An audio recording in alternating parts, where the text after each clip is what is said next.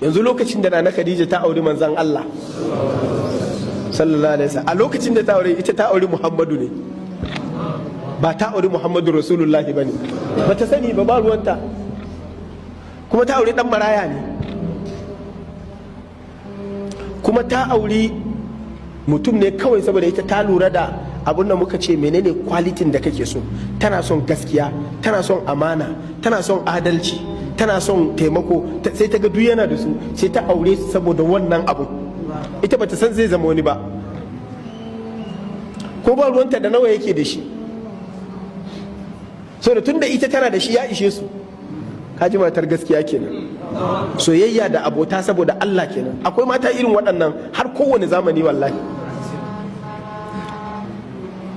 Ita tana so ka samu, idan ta so ka samu ba wai don ita kai take so ka samu ba, tana so ka samu ne don kai, saboda ita tana jikinka ne koyaushe, ba don ita ta samu ba, a'a don kai ka samu. Ita daɗinka kawai take so, shi yasa idan ka rasa dama don kai take so, don haka za ta ci gaba da zama da kai a haka.